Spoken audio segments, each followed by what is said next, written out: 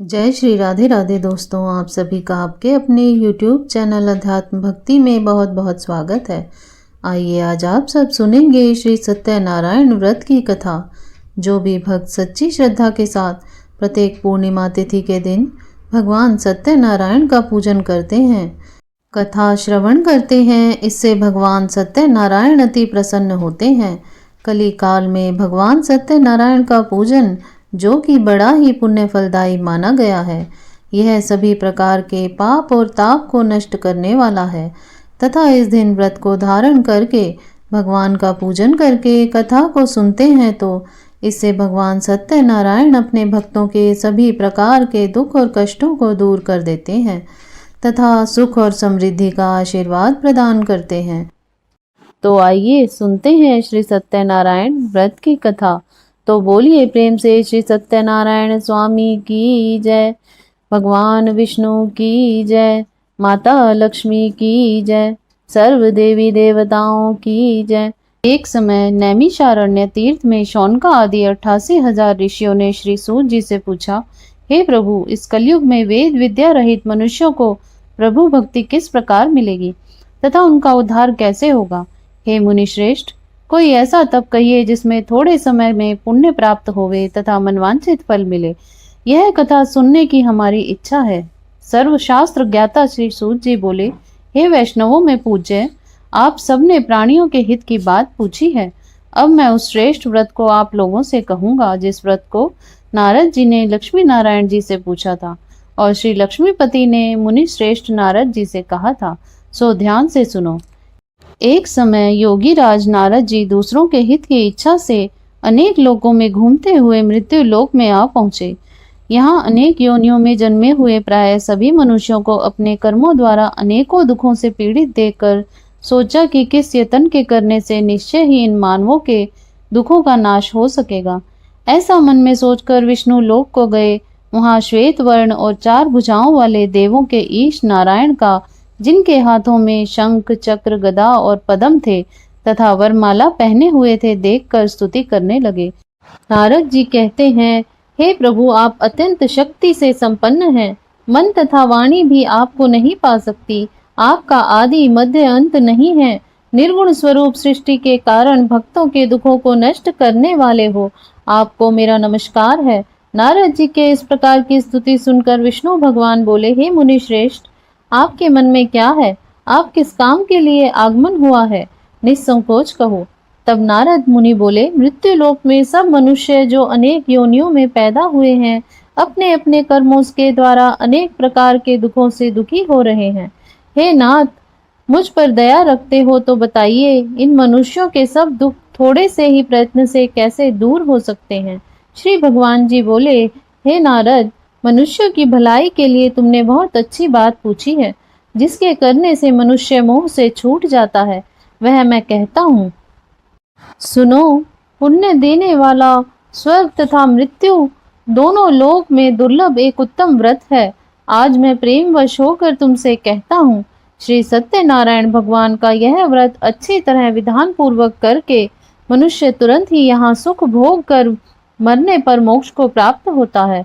श्री भगवान के वचन सुनकर नारद मुनि बोले कि उस व्रत का फल क्या है, क्या विधान है, किसने यह व्रत किया था और किस दिन यह व्रत करना चाहिए, विस्तार से कहो। भगवान बोले, दुख शोक आदि को दूर करने वाला, धन धान्य को बढ़ाने वाला, सौभाग्य तथा संतान को देने वाला, यह व्रत सब स्थानों पर विजयी करने वाला है। भक्ति और श्रद्धा के साथ किसी भी दिन मनुष्य श्री सत्यनारायण की शाम के समय ब्राह्मणों और बंधुओं के साथ धर्म परायण होकर पूजा करें। भक्ति भाव से नैवेद्य केले का फल, घी, दूध और गेहूं का चूर्ण सवाया लेवे। गेहूं के अभाव में साठी का चूर्ण, शक्कर तथा गुड़ लें और सब भक्षण योग्य पदार्थ जमा करके भगवान को अर्पित करें तथा बंधु बांधवों सहित ब्राह्मणों को भोजन करावें। पश्चात स्वयं भोजन करें। नृत्य गीत संगीत आदि का आचरण कर श्री सत्यनारायण भगवान का स्मरण करता हुआ समय व्यतीत करें। इस तरह व्रत करने पर मनुष्य की इच्छा निश्चय ही पूरी होती है। विशेषकर काली काल में मृत्यु लोक पर यही मोक्ष का सरल उपाय है। इति श्री सत्यनारायण व्रत कथा का प्रथम अध्याय संपूर्ण हुआ। तो बोलिए प्रेम से श्री सत्यनारायण भगवान की जय, माता लक्ष्मी की जय। सूत जी बोले, हे ऋषियों, जिसने पहले समय में इस व्रत को किया है उसका इतिहास कहता हूँ। ध्यान से सुनो। सुंदर काशीपुरी नगरी में एक अत्यंत निर्धन ब्राह्मण रहता था। वह भूख प्यास से बेचैन हुआ नित्य पृथ्वी पर घूमता था। ब्राह्मणों से प्रेम करने वाले भगवान ने ब्राह्मण का रूप धारण कर उसके पास जाकर आदर के साथ पूछा, हे विप्र, नित्य दुखी हुआ पृथ्वी पर क्यों घूमता है? दीन ब्राह्मण बोला, मैं निर्धन ब्राह्मण हूँ, भिक्षा के लिए पृथ्वी पर फिरता हूँ। हे भगवान, यदि आप इसका उपाय जानते हैं तो कृपया करके कहो। वृद्ध ब्राह्मण बोला कि सत्यनारायण भगवान मन वांछित फल देने वाले हैं, जिसके करने से मनुष्य सब दुखों से मुक्त होता है। ब्राह्मण को व्रत का सारा विधान बतलाकर बूढ़े ब्राह्मण का रूप धारण करने वाले श्री सत्यनारायण भगवान अंतर ध्यान हो गए। जिस व्रत को वृद्ध ब्राह्मण ने बतलाया है मैं उसको करूंगा, यह निश्चय करने पर उसे रात में नींद नहीं आई। वह सवेरे उठ सत्यनारायण भगवान के व्रत का निश्चय कर भिक्षा के लिए चला। उस दिन उसको भिक्षा में बहुत धन मिला, जिससे बंधु बांधवों के साथ उसने श्री सत्यनारायण का व्रत किया। इसके करने से विप्र सब दुखों से छूटकर अनेक प्रकार की संपत्तियों से युक्त हुआ। उस समय से वह विप्र हर मास व्रत करने लगा। इस तरह सत्यनारायण भगवान के व्रत को जो करेगा वह सब पापों से छूटकर मोक्ष को प्राप्त होगा। आगे जो पृथ्वी पर श्री सत्यनारायण भगवान का व्रत करेगा वह मनुष्य सब दुखों से छूट जाएगा। इस तरह नारद जी से नारायण जी का यह कहा हुआ, यह व्रत मैंने तुमसे कहा है। हे विप्रो, मैं अब और क्या कहूँ? ऋषि बोले, हे मुनिवर, संसार में उस विप्र से सुनकर और किस किस ने इस व्रत को किया है, हम वह सब सुनना चाहते हैं। इसके लिए हमारे मन में श्रद्धा है। सूत जी बोले, हे मुनियों, जिस जिसने इस व्रत को किया है वह सब सुनो। एक समय वह विप्र धन और ऐश्वर्य के अनुसार बंधु बांधवों के साथ व्रत करने को तैयार हुआ। उसी समय एक लकड़ी बेचने वाला बूढ़ा आदमी आया और बाहर लकड़ियों को रखकर विप्र के मकान में गया। प्यास से दुखी लकड़हारा उनको व्रत करते देखकर विप्र को नमस्कार कर कहने लगा कि आप ये क्या कर रहे हैं और इसका करने से क्या फल मिलता है, कृपया मुझसे कहो।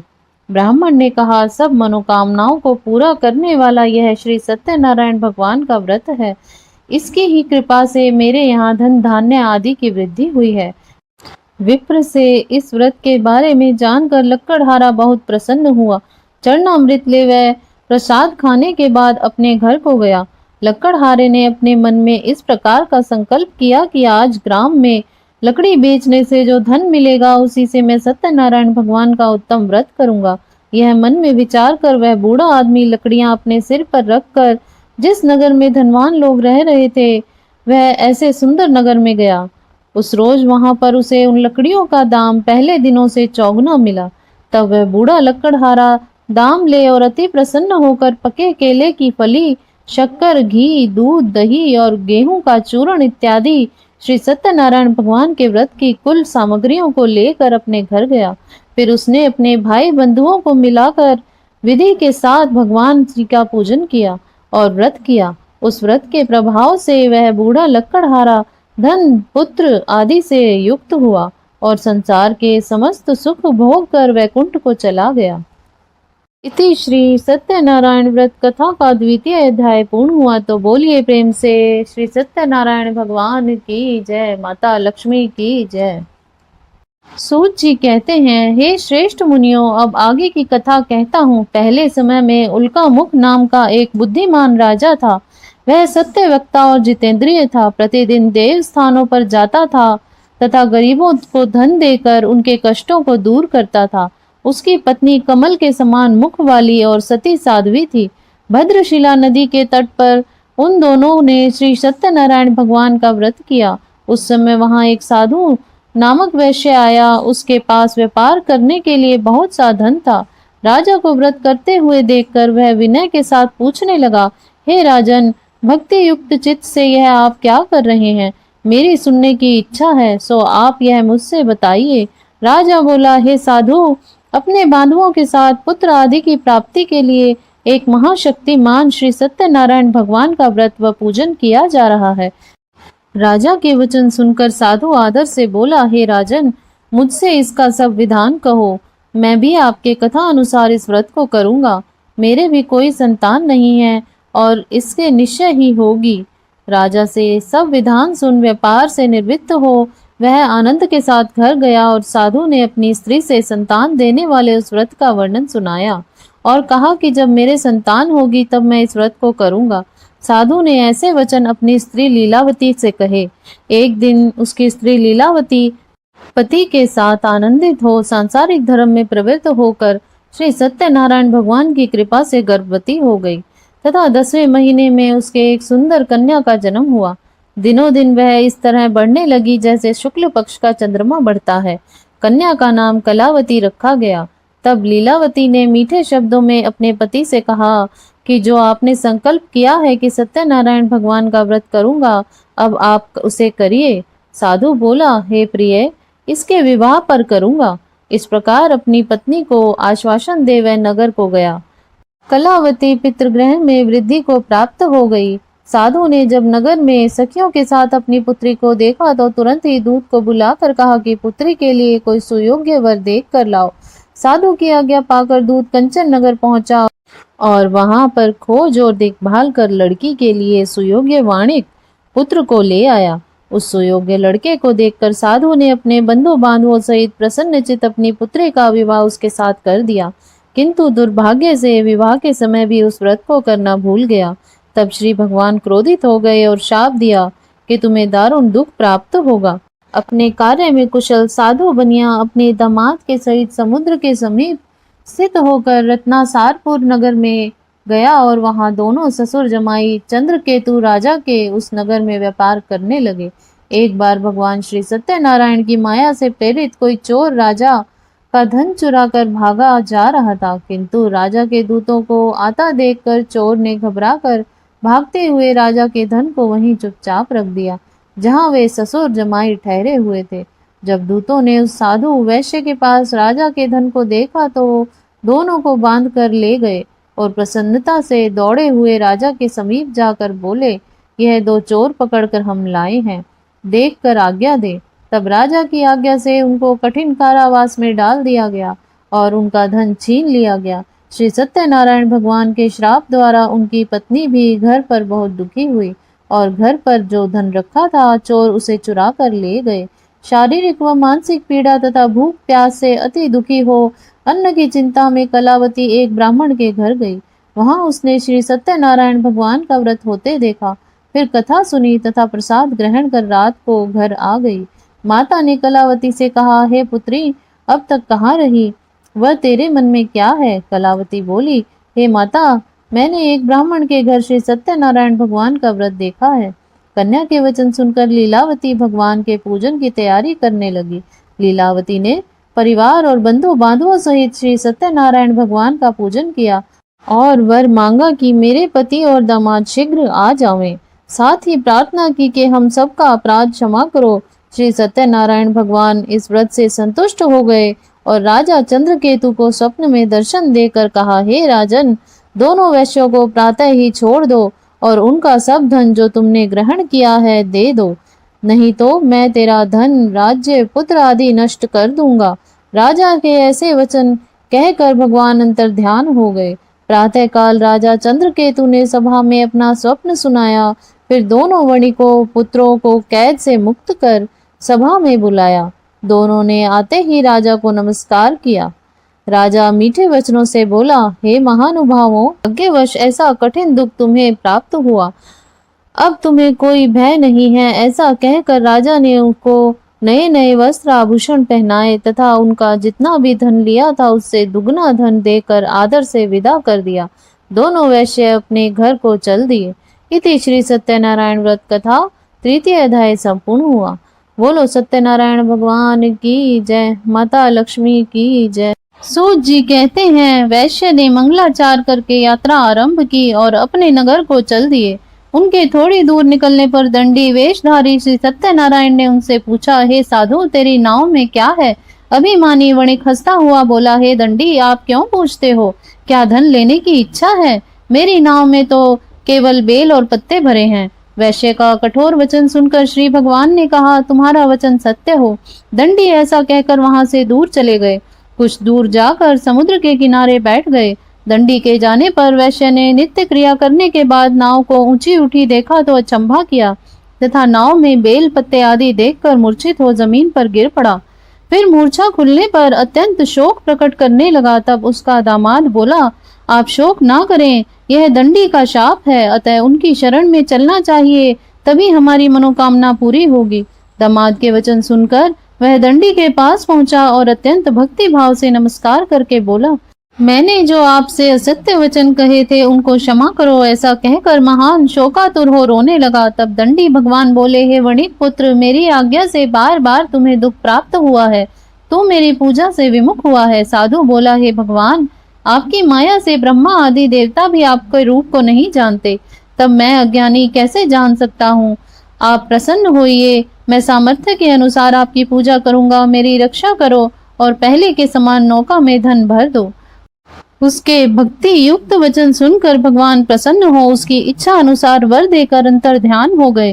तब उन्होंने नाव पर आकर देखा कि नाव में धन से परिपूर्ण है। फिर वह श्री सत्यनारायण भगवान का पूजन कर साथियों सहित अपने नगर को चला। तब अपने नगर के निकट पहुंचा, तब उसने दूत को घर भेजा। दूत ने साधु के घर जा उसकी स्त्री को नमस्कार कर कहा कि साधु अपने दामाद सहित इस नगर के समीप आ गए हैं। ऐसा वचन सुन साधु की स्त्री ने बड़े हर्ष के साथ श्री सत्यनारायण भगवान का पूजन कर पुत्री से कहा कि मैं अपने पति के दर्शन को जाती हूँ, तू कार्य पूर्ण कर शीघ्र आ जाना। माता के ऐसे वचन सुनकर कलावती प्रसाद छोड़कर जल्दी में पति के पास गई। प्रसाद की अवज्ञा के कारण सत्यनारायण भगवान रुष्ट हो उसके पति को नाव सहित पानी में डुबो दिया।